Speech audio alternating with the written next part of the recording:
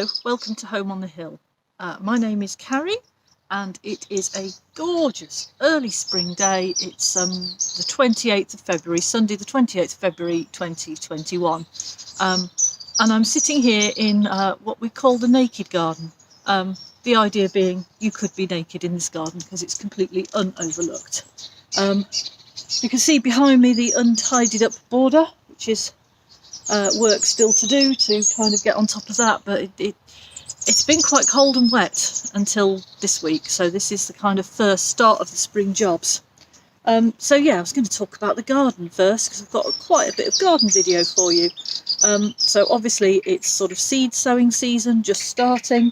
I've sowed my tomatoes, my leeks, I've got some salad going, some spinach, can't think what else.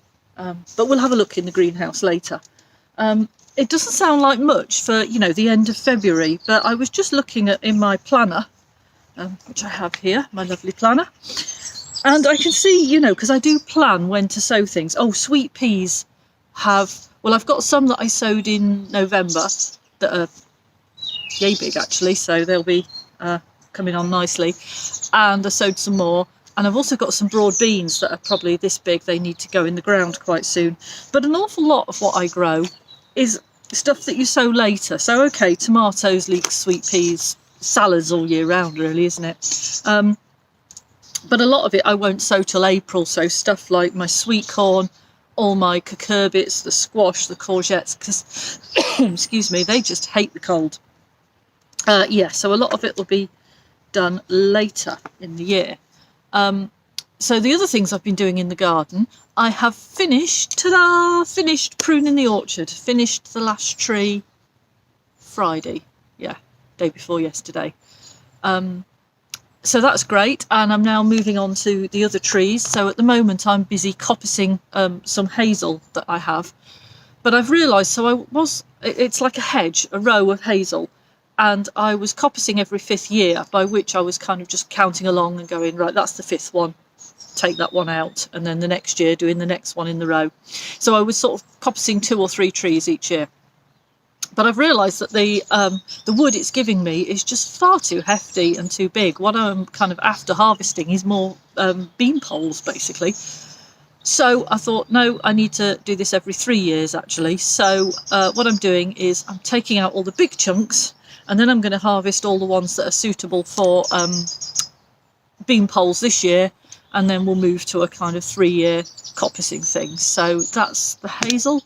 And then the last thing I have to do in the back garden, there's it's called a Catalpa bignoides, Indian bean tree. It's not an edible thing, it's a beautiful tree. But you can coppice it, you can cut it back quite hard, and the harder you cut it back, it gets bigger leaves. So that's the kind of reason for doing it. And also it's sort of sprouted out some branches that are now interfering with being able to mow the grass underneath it. So I'm going to kind of lift the canopy a bit and chop it back quite hard, because then you get, you know, the bigger leaves, which is the main feature of it. So that's gardening. There'll be lots of video of gardening. Oh, the one last thing I was going to say about gardening was just thinking about seeds, because normally at this time of year, you know, I'd have done a seed swap as part of Heart of England Organic Group's Potato Day. I'd have probably done a seed swap in the church in Sustainable Saturday, or I'd be doing that next week, say. And, you know, obviously we're still in a lockdown. We're still in the depths of the pandemic, although there does appear to be a light at the end of the tunnel very soon with the vaccination, so that's great news. But inspired by a picture of a garden, and it's Jennifer, I'm trying to say her surname, Jennifer L'Oreal. I'll try and link to something about her, but I've seen a picture of her front garden of kind of giving away free seeds, free plants. And I thought, do you know, I'm going to do that. It's a bit weird here. We are in the middle of a town, and there's a school sort of over there, and people walk through across the back to get to the school. So schools are supposed to go back on the 8th of March, so in about a week. So I thought, well, if I can get a table set up with some free seeds, do you know, even if only 2 or 3 people take a few seeds, I'll call that a success. So that's what I'm going to try and do. and we'll see how that goes. So yeah, I've got plans to build a small table out of some old tyres that I took from someone else's garden with no clear idea what I was doing with them. So yeah, I need to build a table, make a sign, and put some seeds on it. And obviously I need to think about how to manage that when it rains, and just make sure that I don't put out loads, because I think there is potential, excuse me, that somebody could come along and just think, oh, all this stuff free, you know, maybe it's got a value, and just take the whole lot. So I need to just manage that a little bit. But yeah, and while there's not that much passing trade, I think I'll put it on social media, and hopefully some people will come along and have a look. So, crafts. Let's talk about crafts, because I've got some finished objects for you. Well, one finished object, which, as you may remember, I was knitting these socks. Yes, I do show you my grubby socks, because, you know, they come off the needles and I wear them straight away. So, there we go. There's my Jackman socks. And that is a pattern that was in a John Arbon Textiles annual. And it's John Arbon yarn as well. So they're lovely, lovely and warm and soft and comfortable. So I'm really pleased with them. So what I've kind of replaced my sock knitting with is starting to knit a hat. So this is a hat that's for my husband, and it's just very plain, you know, rib round the bottom, quite deep rib, and then it's you make a long slouchy hat. But I was going to talk about the yarn, because there's quite a tail to this yarn, so hopefully you might be interested. So this is the yarn. If you can see the lovely colours in there, just pull back a bit to get it to focus. There we go. So I bought this yarn, gosh, years ago. It was one of you know, when I first discovered knitting and going to knitting shows, and I think I probably bought it at Fibre East, maybe in about 2014 or 15. And it's called Allotment Sunset, I think. I might have remembered that wrong, but I just loved it, completely fell in love with it. And so I knitted myself a hat from it, which I wore a lot in the garden, a hat a bit like this one. And then I lost it, and I didn't know what I'd done with it, but I couldn't find it. But the other thing I'd knitted with it was a scarf. And you know, this is before, I'd say I know what I'm doing with knitting. I don't feel like I do particularly, but I really didn't know what I was doing. So I knitted a lacy pattern scarf, which didn't work at all with that yarn.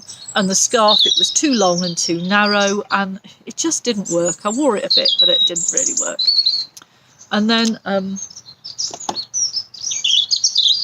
that's right, but I absolutely loved the colours. So my husband then asked me for a scarf. And I thought, you know, there's just lovely colours in this. So I got that scarf that I did not like, and I picked all the colours out of it. So there's a pattern. I'll have to find the name of the pattern for you. I think it's called Diagon Apples. And you knit it out of this yarn, which is Appleton's, and it's a crewel and tapestry wool. So it's not a knitting yarn at all. So it's very thin, but this is a sample box, and you can see in here, in this lovely box of Yarn Delights, there is, I mean, that's quite a deep box, and it's full.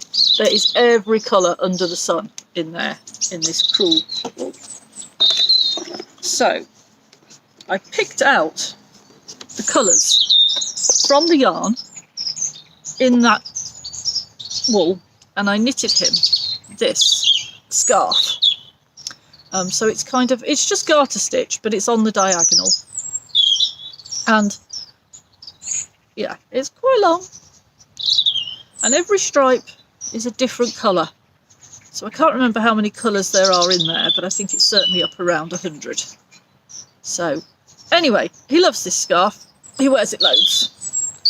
But he will keep putting his purple hat on with it. And this and purple. So then I thought, there's this scarf I never wear. I'll pull it to pieces and re-knit it into a hat. So that's what that yarn is what was my scarf that I never wore, being made into a hat for my husband to go with his scarf. And it should match really well, because that's where the colours in the scarf came from. And the final bit of the tale is then, of course, I was sorting through some old bike stuff and some panniers, and in a pannier I found my hat, and I was like, oh wow, brilliant.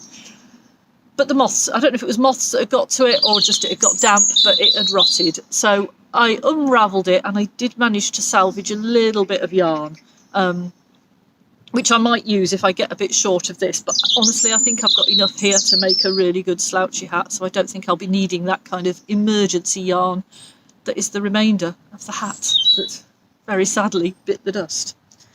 So that is my knitting.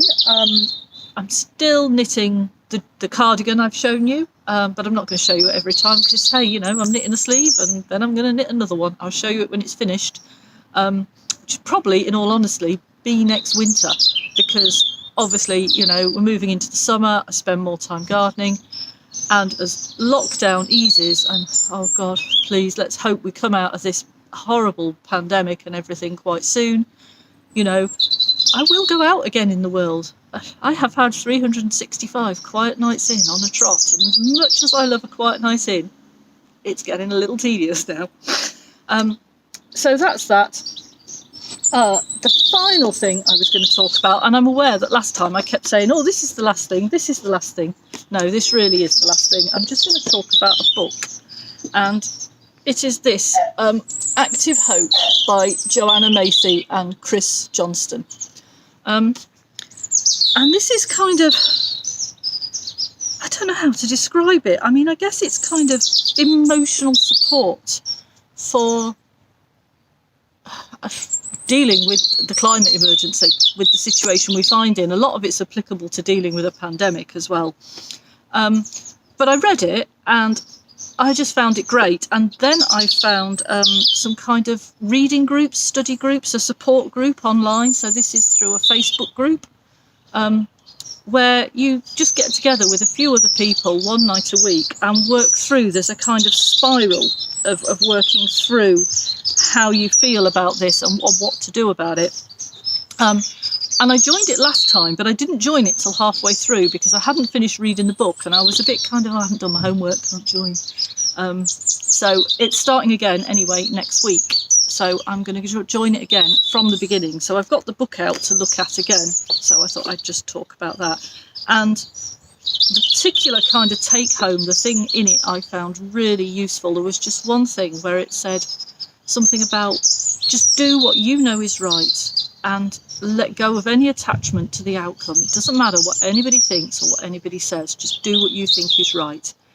And I think I've just found that really, really useful at the moment. I've been getting involved with Transition Town and with Warwickshire Climate Alliance group and kind of looking quite seriously at the council's climate emergency plans such as they are, and preparing to kind of engage with them about that and try and support them to improve things through some constructive, quite academic criticism, I suppose, rather than just, you know, this is crap. So yeah, I guess it's kind of just given me the courage to go and do that and not worry about what anyone thinks. And the other thing is, so I'm a Green Party member and I have agreed to stand as a paper candidate in the elections in May. So what that means is that I'm not actually going to try and get elected, basically. But there are some people who won't vote if they can't vote Green, so that's a definite thing. And also it helps us gauge support. So yeah, that's what's going on in my life. So I am going to stop there, take all these bits and bobs back indoors, and I'm going to go and carry on coppicing that hazel, which is just down there. And also, yes, I need to do a little bit of filming in the greenhouse to show you the seeds. So yeah, gosh, it's starting to feel like spring, and by the time this video goes out on the Spring Equinox, things will start to feel a lot better, I think, both weather-wise and in terms of the pandemic and where we're at. So stay safe, stay well, and see you next time.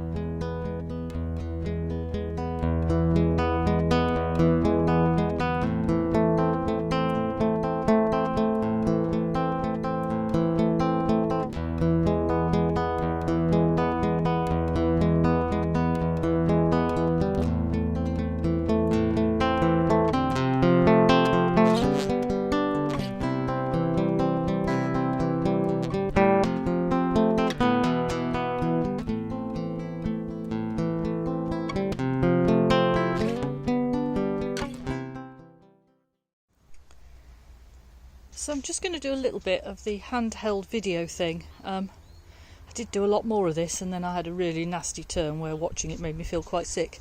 But hopefully if I just do sort of less than 5 minutes we'll be fine. So let's have a look at the greenhouse. So I'm actually starting outside. This is round the back. This is on the north side of the greenhouse. And I just wanted to show that I've put this new bed in here, which is for shade-loving plants. And to that end, I bought just a few. There's some ferns and hostas. They're ferns there rather, to go in there. So I've just changed role at work and left one team moving into another. And so my old team very generously gave me a leaving gift of some garden centre vouchers. So actually looking at this, thinking hostas could be what that gets spent on. We shall see. So we'll just move round and actually look into the greenhouse, which I realise I haven't even opened the doors yet. On this lovely sunny morning.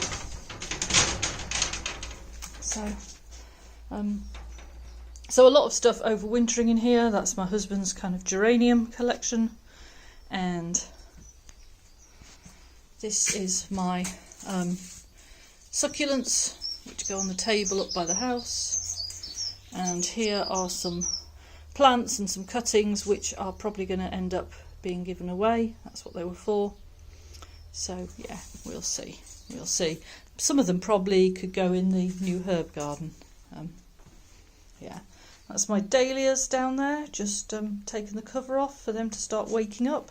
Oh, I revamped all the labels for the forest garden, so gave them a clean and rewrote them, so that's those.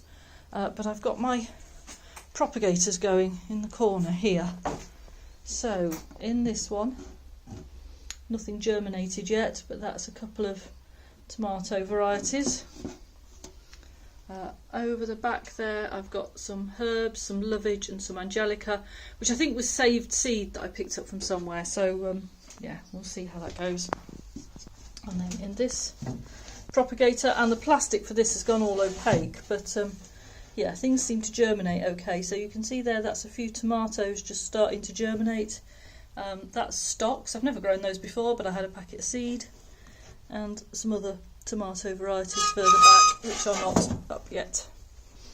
So that's my greenhouse. Oh, there's more seeds down here. So I've got some lettuce in a cauldron thing, which is just starting to show. And then this is some spinach, and some kale and some lettuce and some more sweet peas and leeks on the end there.